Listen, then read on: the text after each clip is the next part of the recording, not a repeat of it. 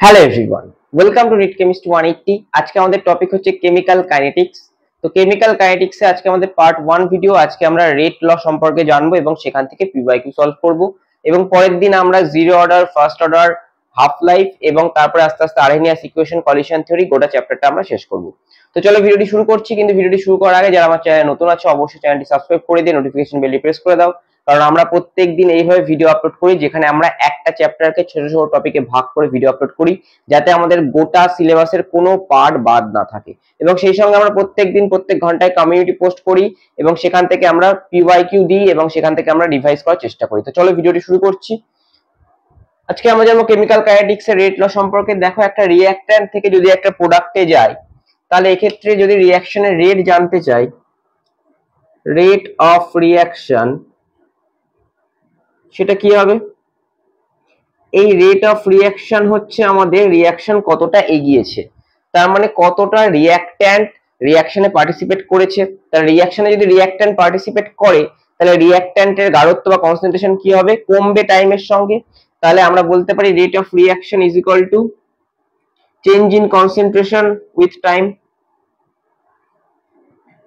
Change in concentration with change in time। এবার রিঅ্যাক্ট্যান্টের concentration কি হবে? টাইমের সাথে কমবে আর প্রোডাক্টের কনসেন্ট্রেশন বাড়বে। তাহলে আমরা equal rate r equal to লিখতে পারি রিঅ্যাক্ট্যান্টের কনসেন্ট্রেশন মানে আর থার্ড ব্র্যাকেটের মধ্যে টাইমের সঙ্গে কমছে, তাহলে ডিডিটি অফ আর, এবং এটা কমছে তার জন্য কি হবে? মাইনাস আসবে। আর প্রোডাক্টের কনসেন্ট্রেশন কি হবে? বাড়বে, তাহলে ডিপি বাই ডিটি। তারপরে rate of disappearance of reactant is equal two rate of appearance of product. এটা আমার সিম্পলেস্ট ফর্ম রেট ইকুয়েশনের। এরপর যদি আমার এরকম ফর্মে আসে এ প্লাস বি, সেখান থেকে সি প্লাস ডি পাচ্ছি, তাহলে আমার রেট হবে, রেট কি হবে? কনসেন্ট্রেশন অফ এ রেসপেক্টে কি হবে? আমার মাইনাস হবে, যেহেতু রিঅ্যাক্ট্যান্ট, তাহলে minus dA by DT is equal to আসবে আমার minus dB by DT is equal to আসবে আমার plus dC by DT is equal to আসবে আমার প্লাস ডিডি বাই ডিটি। এবার দেখো, এদের আগে কোনো মোল নাম্বার বা কোফিশিয়েন্ট নেই, স্টয়চিওমেট্রিক কোফিশিয়েন্ট নেই। এবার যদি আমি আরেক স্টেপ এগিয়ে দিই, ধরা যাক এ এ প্লাস বি বি, সেখান থেকে পাচ্ছি সি সি প্লাস ডিডি, তাহলে সেক্ষেত্রে আমার কি আসবে? সেক্ষেত্রে আমার rate r will be minus, এই যে আমার কোফিশিয়েন্টটা থাকবে এটা 1 বাই হয়ে যাবে, অর্থাৎ minus 1 by A into d A by DT is equal to minus 1 by B into d B by DT is equal to কি আসবে? প্রোডাক্টের প্লাস আসবে, তাহলে 1 by C into d C by DT is equal to আসবে plus 1 by D into d D by DT.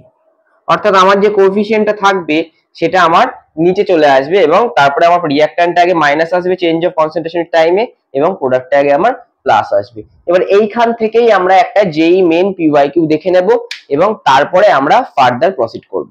আমরা যেটুকু পড়লাম তার উপরে দেখো একটা পিওয়াইকিউ লিখেছি, যেই মেন 2020। কি বলছে? For the reaction 2a plus 3b plus 3/2c, সেখান থেকে প্রোডাক্ট পাচ্ছি, হুইচ ওয়ান ইজ কারেক্ট? চারটে অপশন আছে।